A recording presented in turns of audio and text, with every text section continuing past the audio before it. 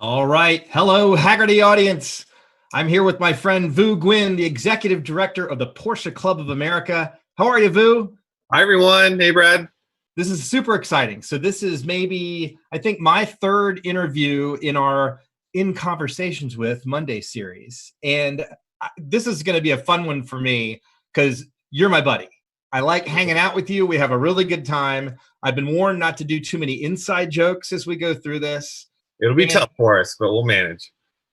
Well, and one of the reasons why Vu is going to be so good to talk to today, not only is he in charge of the largest single mark club in America, but his interests really are kind of span the horizon of the motoring scene.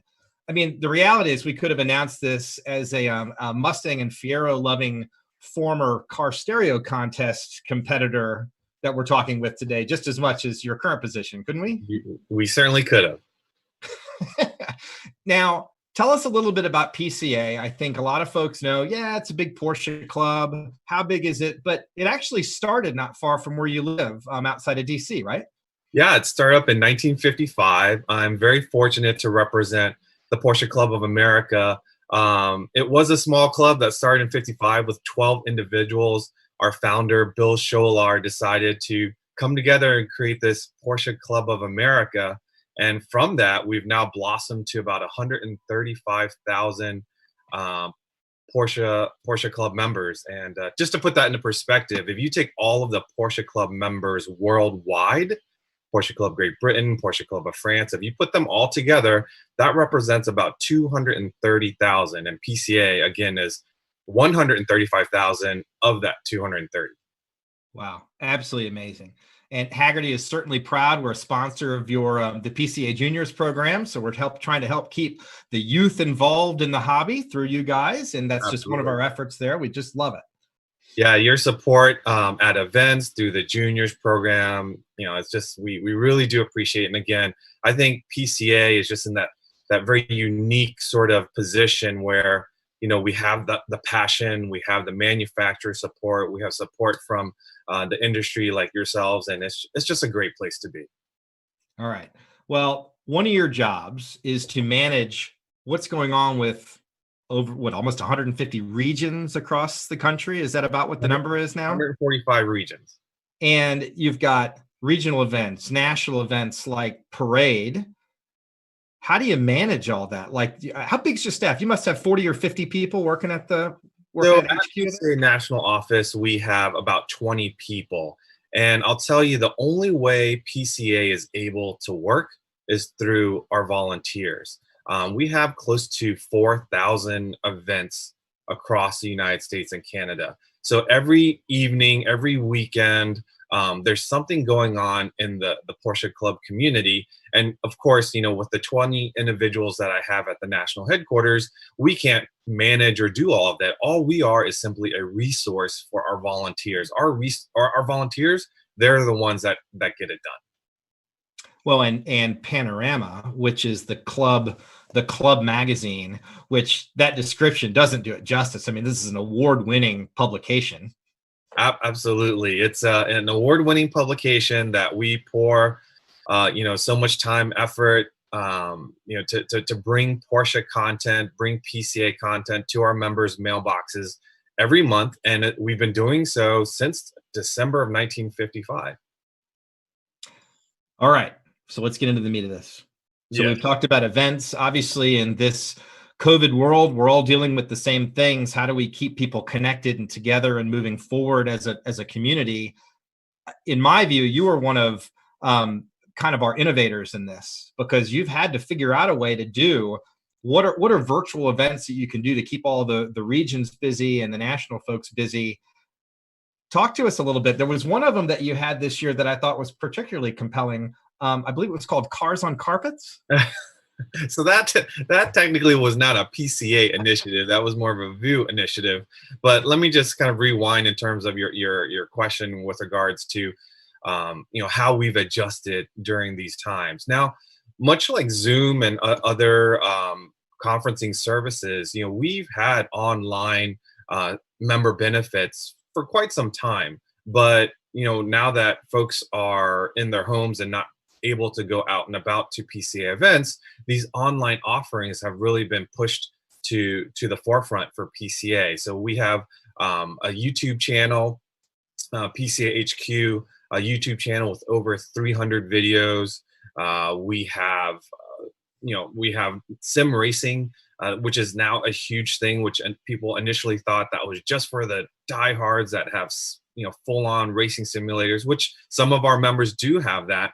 But we had, fantastic sim racing more than a year ago, and now it's just gone through the roof in terms of participation and even spectating. People are finding it so exciting and realistic to watch some of your friends that are racing on these simulated races. So we've had a lot of things already. It's just we had to kind of reformat it and make sure that people realize that those member benefits are there and keeping them engaged, without them actually going out to events. Well, and you even did one this weekend, right? You Tech had Tactics Live. Yeah. So Tech Tactics Live was something that we have been talking about for a while. We're fortunate to, you and I oftentimes go to different places and get to see cars or get to see project, whatever events going on. And we really wanted to figure out a way to bring our cameras along and bring it along live where people can ask questions while we're observing whatever we're doing. So we, with the current situation, that initiative was pushed even further. And so now every Saturday at 1 p.m. Eastern, we're doing projects that are about 1 hour in length. And we're bringing professionals on the line to kind of supervise what I'm doing. Our first one was putting in a short shift kit in a 986 Boxster.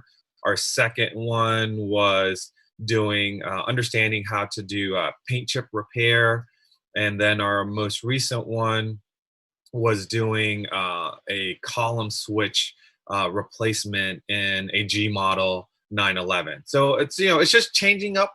Yeah, we would have done it anyway, but now it kind of pushes it to the forefront and making sure that we give people something to fill that void of them not being able to go to events. We're running in parallel on some of this G-body stuff. So we both have 87 Carreras. Yours is a Cabriolet, right? Is that what we're looking at right behind us here? It's a M491 Turbo Look. Yeah, that's pretty sweet. Mine's just a basic normal coupe. But the other weekend, I was posting pictures of replacing, pulling my steering wheel off and doing the bushing. And then yours this past weekend, you were in as deep as I was, but you went ahead and changed out the switches.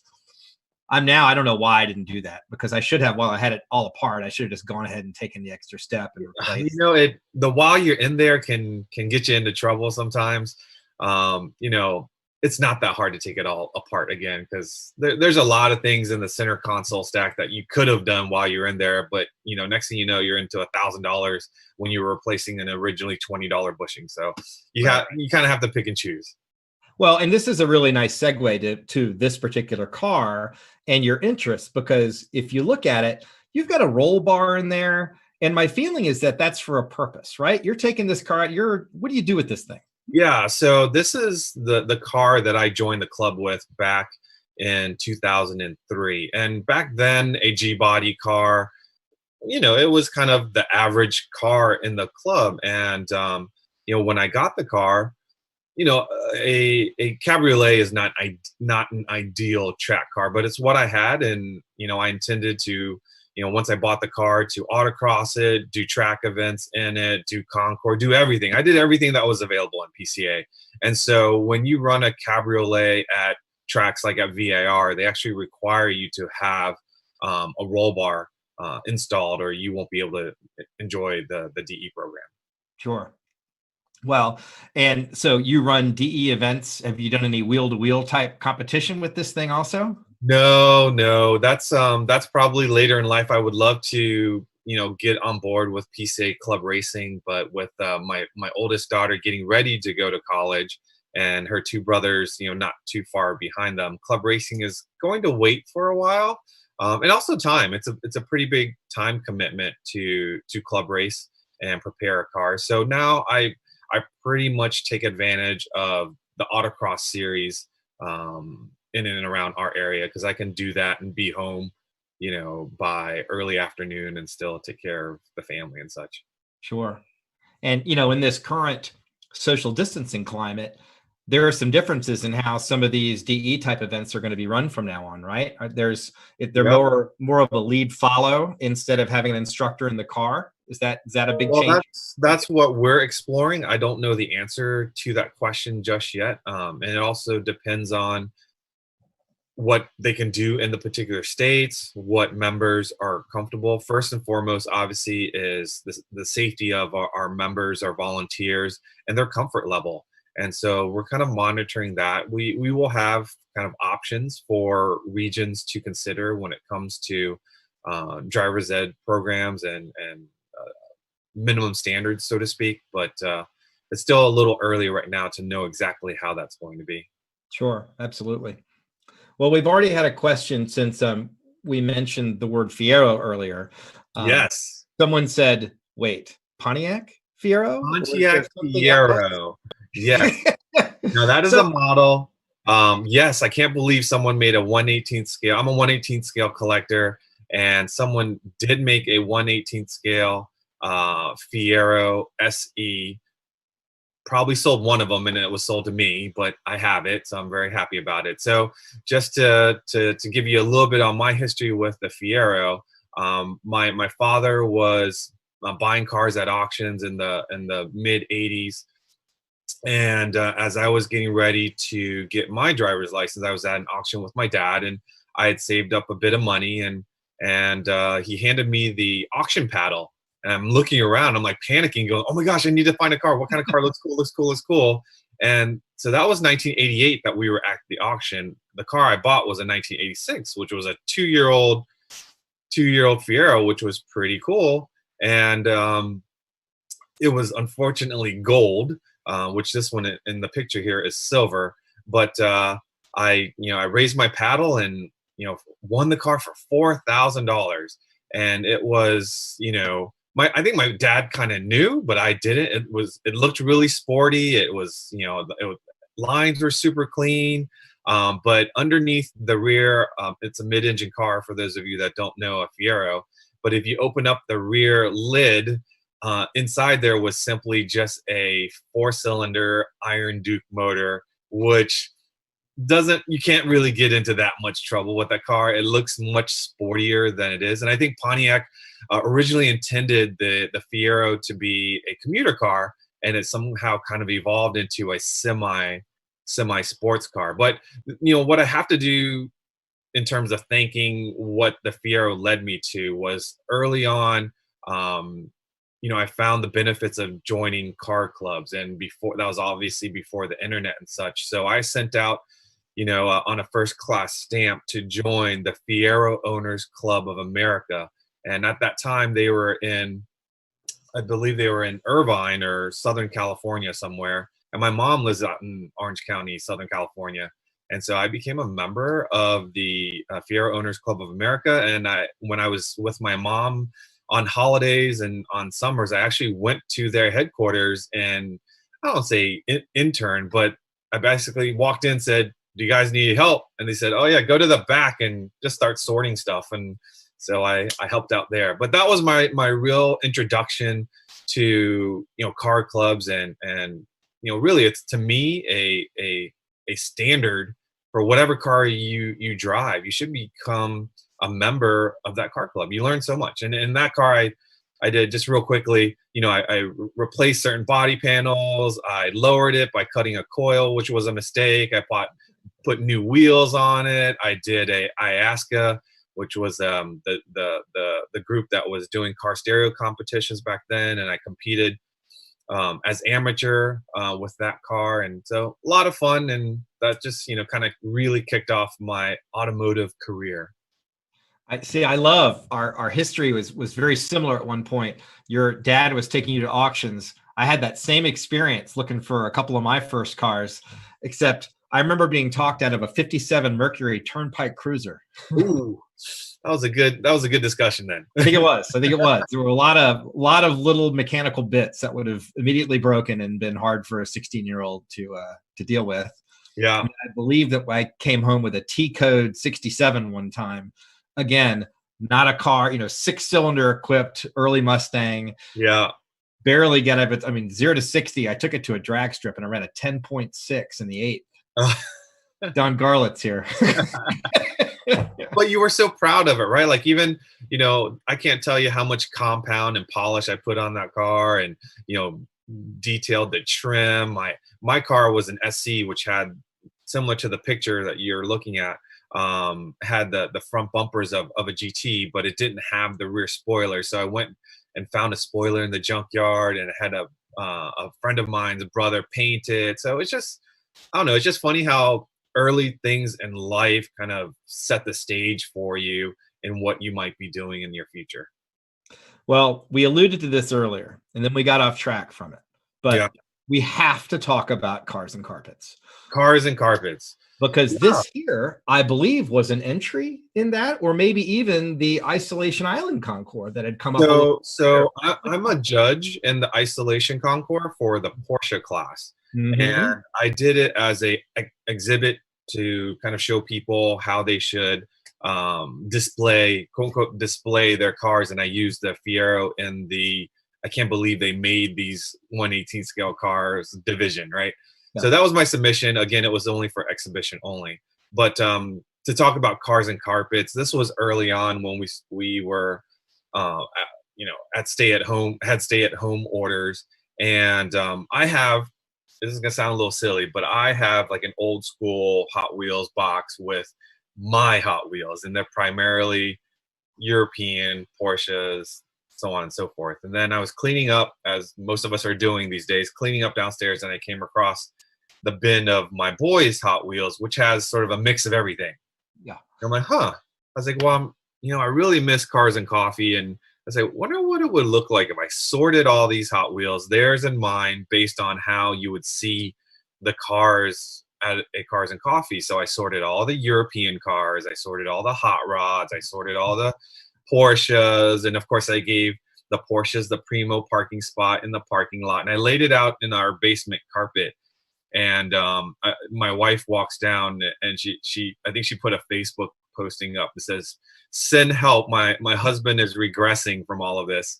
But it was pretty cool. I set it all up and tried to make it look just like a Cars and Coffee. At the entrance of the Cars and Coffee, I had police cars, and then I did sort of a pass through with a camera, a video camera that my daughter has at eye level with the cars, and you just kind of went down each row and you just looked at all the cars. And at the end of the video, just as a joke, I had a Mustang pulled over by the police. See, and again, we have very parallel thoughts on a lot of things, because I remember taking a picture. I went outside in my driveway and I took a Sharpie, and I drew 2 stripes, and I had a Mustang 5-liter Matchbox car, and I made it look like it had come out hot, lost control, and then gone off into the meeting and turned upside down. And I took a really close up, and I was so proud of myself. And then I went back and noticed that was very good. Done. Now we have to let our viewers know we're not making fun of Mustang 5-liter owners. In fact, I am an owner, so I very much appreciate them. You are absolutely an owner, and this is one of the things, again, that's so fun about Vu, is his breadth of experience and enthusiasm. That right there, it's a 93, right? 92. That is a 92 GT. Close. 92 GT. That so I drove the Fiero for about 2 or 3 years, and unfortunately, we had a friend of a family's son that was in an MR2 and got into a pretty serious accident. Actually, not very serious. He passed away from that accident. Okay. And my parents really freaked out because his MR2 was about the same size as my Fiero. And so my parents, my mom and my stepmom were like, you got to get rid of that Fiero. It's just too small. So at that time, all of my buddies were driving 5-liters, right? And my dad comes from muscle cars too. He had a 68 Camaro, big block and stuff like that. So, I kind of talked to my dad. I'm like, look, how about, we go for a Mustang? And he's like, sure. So he plays along, and we go to the dealership, and he walks, I'm not kidding, he walks straight up to a Fox body, but it was a 4-cylinder Fox body. And you should have seen my face. I'm sure my like I had that droopy dog face, you know, because I'm like, Dad, that's a 4-cylinder Mustang. He's like, what do you need speed for? Oh, you gonna drive fast? You gonna drag race? This car looks just like all the other Mustangs, and he was totally playing me. I'm like, you know what? Oh, I mean, it's a Fox body. I mean, you gotta have to have a 5-liter in it, or it's just not a Mustang. And so he knew, and he left me there with my stepmom to negotiate the price on these cars. And he's like, all right, well, you do whatever you want. I'm out of here. So again, I don't understand or know. I have to ask him one of these days why he left. Maybe he didn't want to have the argument with my stepmom and left it to me. And if I could get that car home, then hey, you know, he's out of it. He's free and clear. But anyway, so all of my buddies were drag race guys, and they, you know, the ultimate Fox body back then was a notchback coupe, right? A coupe, a 5-liter, lightest one, you know, run high 12s, you know, bone stock, right? So that in my mind, I'm like, okay, that's kind of what I'm shooting for. But you know, I didn't have the drag sort of. I didn't want to go drag racing because my parents were more into European cars and stuff. Like I had aspirations of like building sort of like a Saline, a Mustang that was fast, but you know, still handled and still braked very well. So a Saline kind of motif was kind of my goal. Mm-hmm. So anyways, we're at the dealership, and it's November of '92, and the guy goes, I'd be more than happy to sell you a notchback. We've got a couple of them out there, but I'm just going to tell you, this GT that's sitting on the showroom floor, it's a '92, and it's loaded to the gills, and I can sell you this GT for the same price as a notchback. So, you know, I think in hindsight, I probably should have still stuck to my guns and enjoyed it, or should have purchased the notchback. But I was in car stereo competitions at the time, and the hatch really enables you to do a lot more audio wise. So I went with the hatch, and I still have it. Well, it's an awesome car, and yeah, and like you said, you've got the Celine wing on there. Yeah. And I think there are some other pictures. I've seen you with this car before. Matter of fact, you and I met in Philadelphia down at the Navy Yards, I think, a couple of years ago now. There was one. You were wearing a fine jacket that day, and I think there's another one even of all of us together that they're feeling. Oh, yes. That's the one. The fun Radwood. Well, yeah. I'm one of my cars, you know, I'm an 80s fan, 90s, and I'm also one box away from the automotive edition of the show Hoarders. So, you know, the Oakleys that you see there are the Oakleys that I had in high school. The jacket is not. That's something that I purchased on eBay more recently. But, you know, I just enjoyed that era, enjoy the music, I enjoy the cars, and yeah, my Mustang is really my '90s time capsule. Well, it really was cool to be there.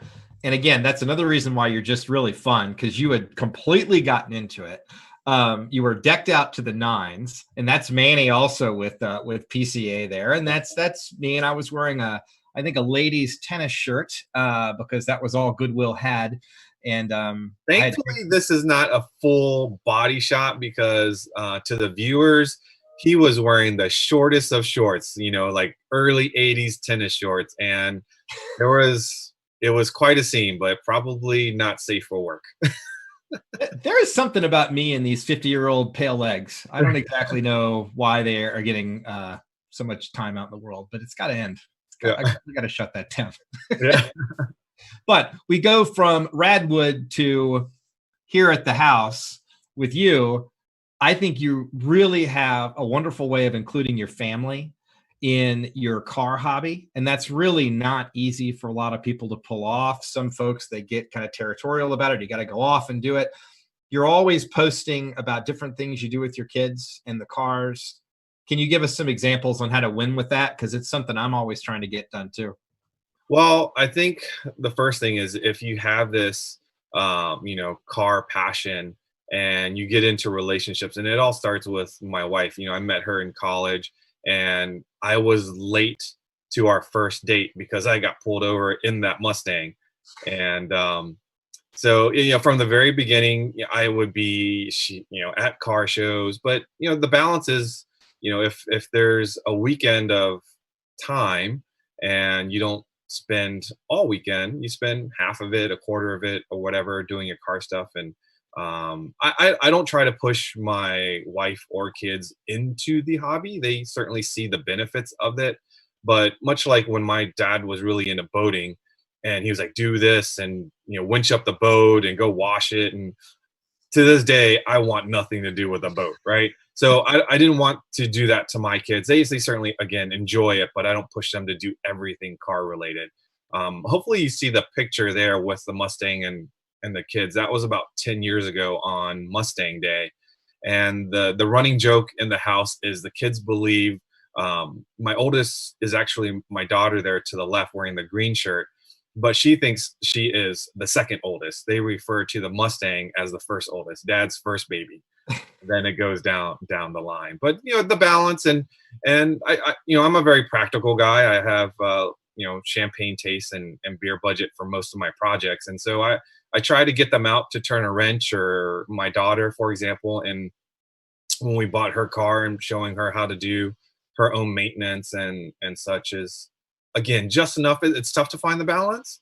Once they start rolling their eyes, then you just kind of want to pull back a little bit. But I think they feel very proud when someone walks up to them and goes, like my daughter again, looks at her Chevy Cruze. Oh, it's so well kept. And they look inside and they see that's a stick shift, and they're like, whoa, you can drive a stick shift? She's like, yeah. I'm trying to get my son's 16, and I'm trying to get him out testing a little bit so he can get comfortable with that. So yeah, we got a lot of stick shift cars around here for him to practice on. Well, my thing is, having them help me run cars around is one of the perks of having a kid that can drive a car. So they better learn how to drive stick shift in this family. Well, and we've talked about Fieros and Mustang and some Porsches, but you're a BMW fan also. Yeah, I am actually a longer time BMW CCA member than I am a Porsche Club member. And that just happens to be because my parents and my family got started in BMWs, I would say early 80s. My parents immigrated from South Vietnam, and with the collapse, they, coming to the country, they had to rebuild. They literally left with what they had on their backs. And when they came to the States, even my grandfather, my father, they all had to go back to school. And so it was a long time before they were, I would say, comfortable with buying something that might be portrayed as luxurious or more than the basic needs. Mm-hmm. And in '83, my dad and my mom was able to purchase that 1983 BMW 320i. Hopefully you can see in the picture. And that was a graphite gray E21. My auntie at the time had, I think, a 79 320i in gold. And my uncle had a 82 320i in blue. So we had a lot of BMWs, and I think my uncle and aunt had them so that my dad could help maintain them all. It was just easy. All had the same cars. And that way they could, work on them themselves. And my dad was the same way. He was like, we're really going to push to buy this car, but when it comes to maintaining it, we're going to have to do it ourselves and just kind of save money. My dad has this thing about he can't lay on his back and look up without getting dizzy. So in that picture, you can see I'm about 9 years old. And from the second oil change in that car, I was the one that slid underneath, and he gave me the ratchet and said, okay, undo that bolt. And when it's kind of loose, get out of the way because oil's going to start coming down. So a lot of my early wrenching, has to do with that car. And that was our fun weekend car. And my dad would call home on Fridays from work. He'd say, hey, Vu, and it was a stick shift, and here I am 10 years old. He's like, back it out onto the driveway and just get it cleaned up for the weekend. I'm like, sounds good to me. But what he didn't know was I would back it out, back it into the court, and I drive around the neighborhood and visit all my friends. And I can't get in trouble for this, right? So that's a long time ago. The statute of limitations. Way gone. In fact, I don't even know my dad knows this story. But anyways, so I just had to, I would take it around, pull it back on the driveway, and then start cleaning it, vacuuming, or whatever it is, and put it back in the garage. 5 o'clock, he came home, car looked good. Everybody was happy. But that car went away before the Fiero. E21s that we're seeing a lot of use, tended to rust, especially in the Northeast climate. And it was a beautiful car, but the paint just started to bubble, and my dad sold it. I was bummed, but my dad sold it right when we got the Fiero. We did a seminar with BMW at their national convention last year. Yeah. We kind of highlighted E21s as, you find a really, really nice one these days, you should probably buy it, because they're very collectible, they're fun, they're an entry level sort of BMW. It's certainly less expensive than like a 325 IS, from for the longest time, when you think about vintage 3 Series, most people will conjure up, or think of the E30, which is a fantastic car, and we had E30s in our family as well. But the E21 is the first 3 Series. And because I have, history with the E21, I've always talked with my buddies about it and said, oh, we'd love to have one. In fact, one of my very close friends, he had one. And he said, oh, yeah, if we ever find another one, we'll get another one. And he said, actually, his brother's friend bought one new out of Jamaica Plains, New York. I was like, you know of that car? Does it still exist? He's like, yeah, I think it's in like perfect shape. I was like, if that car ever comes up available, you better let me know. So a couple years pass, and then he calls me. He's like, Vu, remember that E21 I told you about it? Yeah. He says, it's available. And I was like, you better buy that car, because if you don't, I'm going to buy it. And so he started sharing the information, and he was, I think, intending to buy it, but then he passed.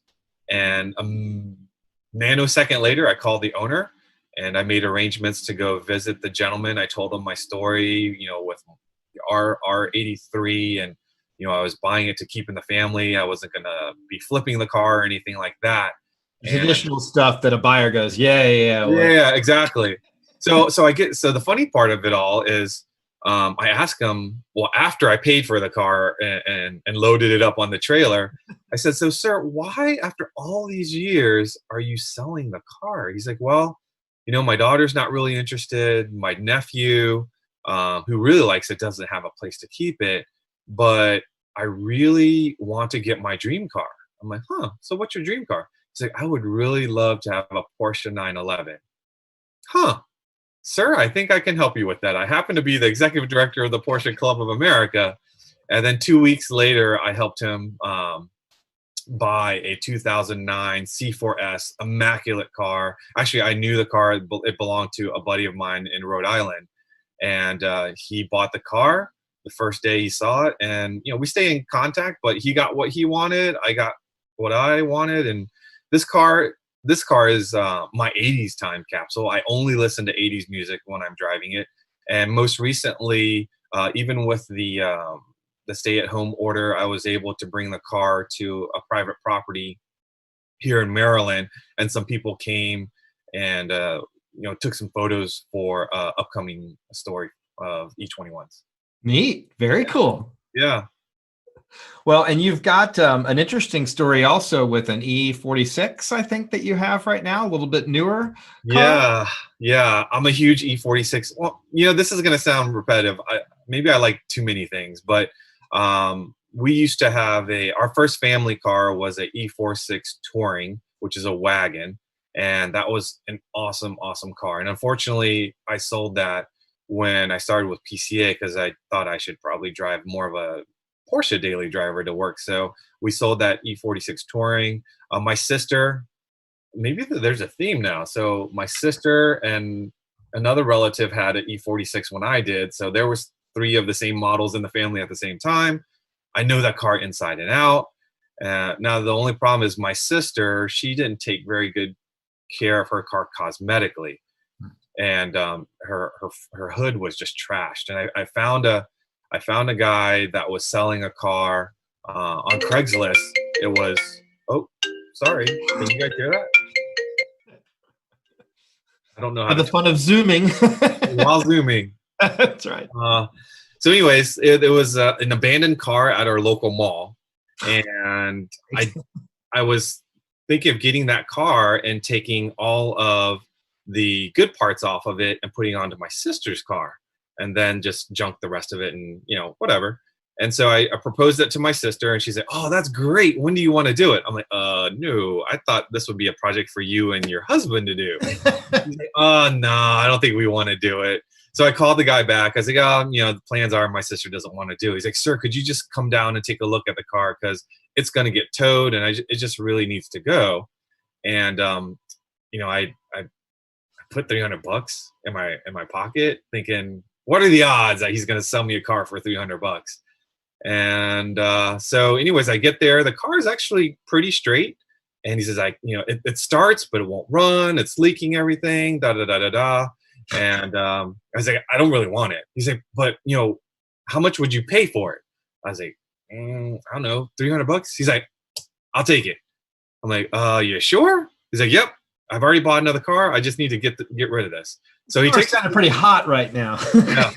So he's and he had the title and everything. So he gives me the $300, or I give him the $300, and so he starts taking all of his junk out of the car. And what I know about E46 is a lot of times their motor mounts go bad, and so when the motor mount goes bad, the motor shifts, and when the motor shifts, sometimes it disconnects from the mass airflow meter on the car. So your car will start, but it won't run because the airflow meter can't get a proper reading. So I'm like, what are the odds that is the problem with the car? So as this kid is pulling the stuff out of his car, I pop the hood and I look down at the mass airflow meter, and sure enough, there's like maybe a ½ inch gap. And so I take the key. I didn't have any tools. I take the key, I put the pipe back on, I take the key and I twist the band clamp or whatever that was on there. And I stuck the key in the ignition, boom, fired right up. And the car had no check engine lights. It ran perfectly. Now, still there was a puddle of oils underneath, which I didn't know what it was from at the time, underneath. And he looked at me, he's like, "Oh my gosh, I've been trying to get this car started for months." I was like, well, again, I don't need this car. So if you want to give me the money back, you can take the car. He's like, no, I've already written it off and I can't have two cars. And I was like, well, he's like, what else is wrong with it? He's like, well, he's like, I don't know. And I'm thinking to myself, well, I wonder if I can drive it home. And I had a pickup at the time. I left my pickup at the mall. I put it in drive and I sailed home to the house, 75 miles an hour, no check engine light, air conditioning worked. It didn't have power steering, so it leaked out there's a common problem with the power steering line across the bottom of the engine. It's kind of common for E46s. So I didn't have power steering, but the car ran fantastic. So that was the $300 investment. And then my goal was I always wanted a slick looking E46 that had, that was stanced and down in the weeds. And so I said, what's the odd that I can make this car into a cool driver for less than $2,000? So I sourced everything from Craigslist. I re-dyed the interior, got all the trim. I found M3 H&R coilovers for a couple $100 on Craigslist. I found the E90 wheels. I wet sanded the car, buffed it, and it turned into a fantastic looking and driving car.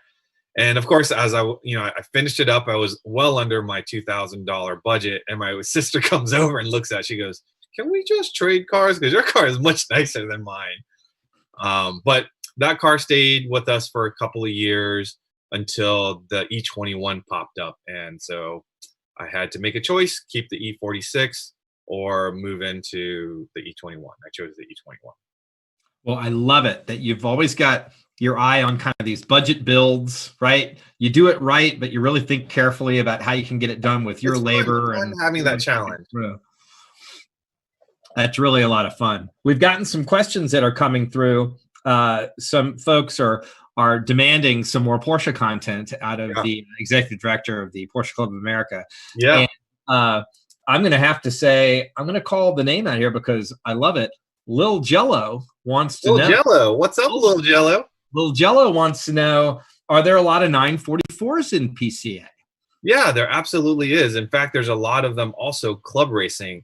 Not the 944 platform is just a great car to start with, and but you have to be careful because there's a lot of 944s that were driven as daily drivers, and they were kind of a let's say more of a budget Porsche, so people didn't take care of them as well. So you can find them for cheap. You can probably find a 944 for less than $1,000 or so, but be careful and don't get attracted just because of that entry price. What you have to do is, we have 944 experts in the club. We have a buyer's guide on how to buy them, and you want to buy them right, and preferably buy it from a PCA member that knows all the ins and outs of what to look for a 944. And if you buy it right, I would say if you had a $10,000 budget for a 944, you could find a really nice one that's fairly turnkey. It might be perfect, the interior might not be perfect, but mechanically it would be sound, and it's a fun car to drive. It's so well balanced. Yeah, so they are definitely in the club, and we start seeing more and more of them as enthusiasts are really starting to appreciate them. Well, and we've talked a lot over the past couple of years about transaxle cars in general, right? Yeah. 924s are no longer that redheaded stepchild. You know, if you can find a really nice 924, 924 turbos, 944, you know, all these, they're really cool, really, really cool to find. Yeah, and I think the biggest thing is every make has to make fun of a particular model, be it what, it could be a 944 or other. But again, making sure that you buy them right so that you can enjoy them and not be upside down. I've heard of nightmare stories where someone said, "Oh, someone, sold me this car for $1,000," and they get it, and then all of a sudden they spend 10 grand, and it took them 2 years to get that right. Had you known that you were going to go down that road, you should have spent the 10 grand up front, and that way for the next 2 years you're driving as opposed to wrenching on it. So again, no matter what model, there's information in the club. There's ambassadors in the club that can help you pick the right one. Well, and we do this thing every other week, right? Through the Porsche Classifieds, the Mart, we do a thing called Mart Fresh. Absolutely. And we all pick, I think there are 4 of us that kind of regularly contribute to this thing. And we kind of scour the past couple of weeks of the most recent ads of cars for sale, and we pick whichever the one kind of resonates with us. And whether it's a bargain based on maybe some investment scheme, or it just looks really good, or hits us in the heart some way. And I am so guilty that every time a 928 under 4 grand comes up, I'm like gathering my things to head out the door because, there's got to be some little tiny simple thing wrong with it. It's going to be great. I'll finally have a really good 928. I feel like this is the advice that you would tell me over and over again of sit down and analyze this before you go in too deep. Yeah, the first thing you want to do is talk to a 928 expert and send them the link, and then let them be more objective, because you and I, when we see something in front of us, it's beautiful and we will overlook this and that and the other, but the expert doesn't have any skin in it. So they're going to tell you the reality of owning that particular model. And so, there's many times where we want to jump and just do that purchase, but you should make sure you choose the right one. You talked about Mart Fresh, and lately I just find myself, I think I'm starting to sound like a broken record, but the 986 Boxster and the early, I'm sorry, not early 9, but the early 996s are just tremendous buys for, again, about $10,000 to $20,000. You can get a Porsche that has modern conveniences, super fun to drive.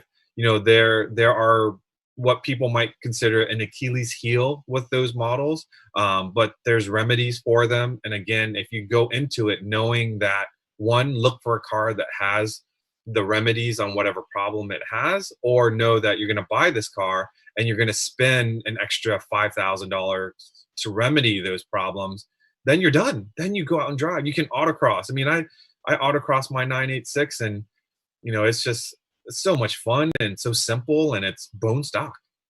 Yeah. Well, and we had a question along those lines from a Glock fan here.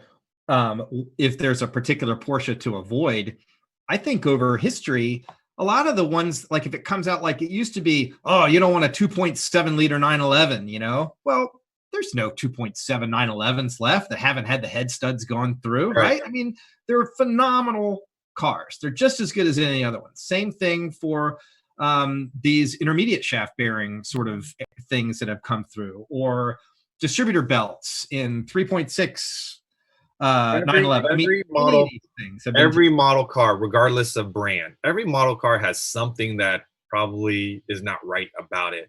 And what's nice about the PCA and the Porsche community is collectively we dissect it. We dissect it. We look at the engineering. We figure out how to fix it. And there's different companies that put out remedies, and we debate it.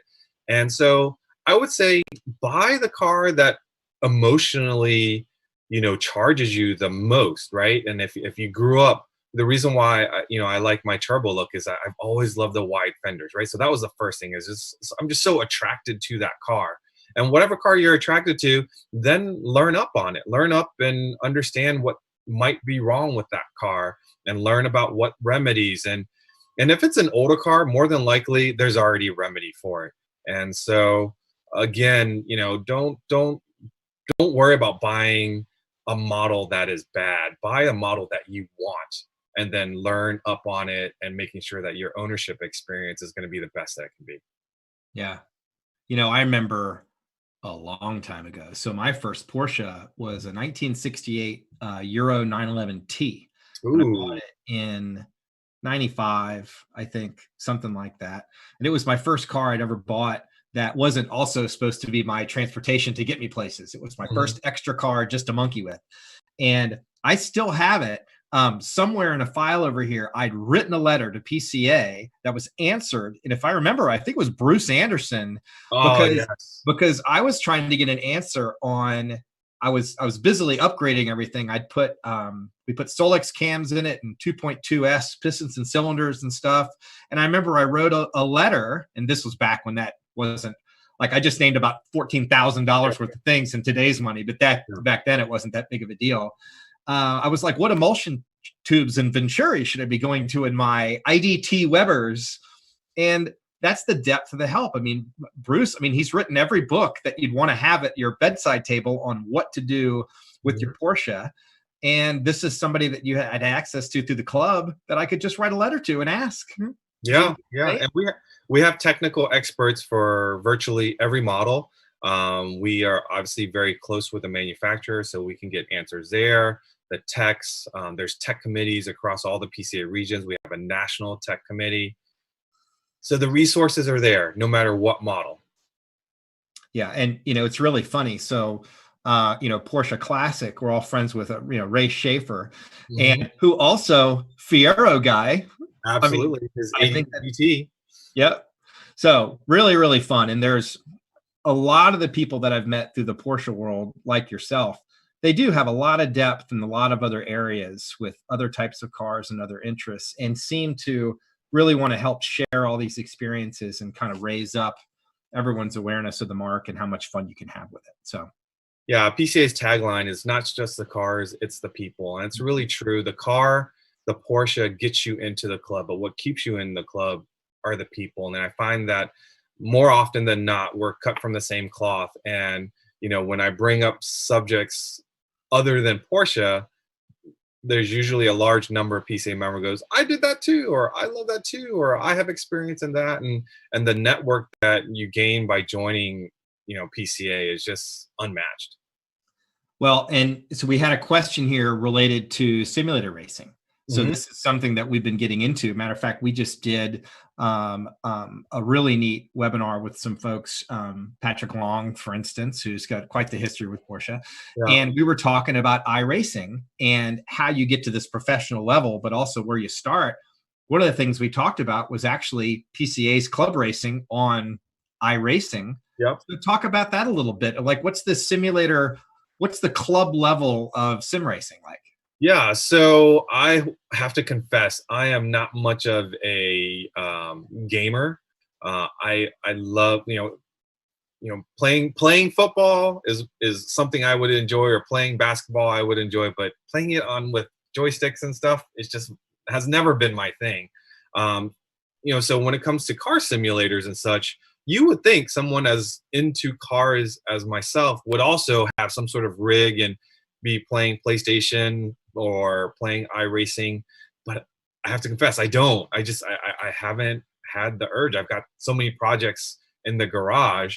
But for a lot of PCA members, again, we were doing sim racing for over a year ago, and I knew we were doing it, but I didn't pay that much attention to it. But of course, with what's going on, the focus has, was brought to my attention, and I'm looking at it and I'm going, oh my gosh, look at, like, I've driven VIR, I've driven Sebring, and I'm looking at the details, and I didn't realize, the nuances of the track and the fact that you can tell them, today's race should be cloudy at 85 degrees, and then at 4:15 there should be a little shower, and then you should put some debris on this corner. And I'm going, that is insane.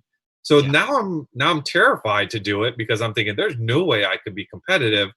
But that's to the contrary. Much like driver's education, you have people that are in the instructor group, and then you have people that are the beginners that will require an instructor. So and you don't necessarily need the full-on simulator rig to be competitive. I've even heard, I believe one of the racers recently has a simulator that's just simply set up on his dining room table. It's not like the super fancy one. He's just good at driving, and he has equipment, but not to the level of $30,000, $40,000. So you can get into it relatively inexpensively, and then you will run in your run group to make sure that you're in a group that's you're going to be able to keep up with, or you're not going to be a road hazard, or you're not going to accidentally punt the leader during a race. But I think I mentioned it earlier. One of the things that I've really enjoyed with our sim racing is, as a spectator, if you watch it, the announcers are professionals. They do their homework, and they know all the racers, they know the cars, they know the attributes of each of the tracks, and it's unbelievable. It really is. And it's really grown for us. And we just got through one of our seasons, and I think within a few minutes of that last race, people are like, okay, when's the next season? We're ready to go. And we've had Porsche clubs from all over the world reach out to us and go, man, we see what PCA has been doing with sim racing, and we would love to, one, get that set up with our own club, but perhaps have a friendly grudge match where PCA members can run with other Porsche clubs. Absolutely. And, there have been detractors from it that have said, oh, it's not real racing. Why would you waste your time? You know what? It is a way that we can all participate in a community, keep moving forward as we work through, and everyone can be on tracks again. But you have to understand, crazy. It's really other than not having the G forces of a normal car. I think Patrick Long said this best. He's like, the concentration level is still way up there, because you have to hit the apex. It is exactly the same. They scan the racetrack, the bumps, the apexes. It's all the same. So it's also, it helps with muscle memory, knowing that you're coming into turn 2 and you want to be set up on this part of the track and know there's less grip here. Again, yes, it's not exactly like driving a real car because you don't have G-forces, but man, if you've never driven VIR, but you've driven it through iRacing a number of times, I guarantee you the first time you go out, because you drove on iRacing, you're going to get the track much, much quicker than had you not. Well, and this is why, simulators up through now, this is really how drivers have been using it, because they learn these tracks. They can get hundreds of laps in at a track before they get there without burning fuel, tires, transport equipment, right? It can be an incredible cost savings to go do that and then be instantly familiar with it by the time they get there and actually have to run. So that's it. I don't know. I think it'd be a lot of fun to get out there and try it. I'm like you. I still have to say, I'm working. So Jim Hemmig on my staff, he's the one that works with the volunteer sim racing coordinator, and I'm still trying to put together a list of what I need to maybe start dabbling in sim racing. I'm still a Forza fan. My son got me on that on the Xbox. But really all I've been able to do is build a replica of my Sunbeam and drive it through the woods pretty effectively. I don't really stay on the track very well. So I think it's this thing. Like I want a full steering wheel deal, and I don't have one. Steering wheel, pedals, and seats. But apparently, try and buy one now. Oh, that's true. They're sold out everywhere. Yeah. Well, a lot of like also like home office equipment, stuff like that. I mean, yeah. Gonna try and buy a camera to put on your monitor, for sold out. The one that's in my computer here, but it's tough to find all this equipment now. Well, Vu, how are we doing on time? This has been delightful. It is 1:57, and we're supposed to go to 2. And I had another couple of questions here, and we will do them in a lightning round format. Okay. What do you think of the 912, Vu? I love the 912. 4-cylinder, well-balanced, lightweight. We have a local member here, Bob Gutjahr, that has a 912, and he runs the wheels off of it. Fantastic car. Yeah. Pretty easy to work on, too. Yeah, I would say. So would you go along with the thought that it's really the 356D, in the early ones when they kind of kept going forward? It is a 912, and I'll just leave it at that. And it's, to me, it's a vintage car. It's very analog. Again, it's fairly easy to work on. And it has a little bit more space and I think it's probably a little bit more comfortable than a 356. You can buy it at mortal prices compared to a 356, and you can keep up with modern traffic. So it's a great car.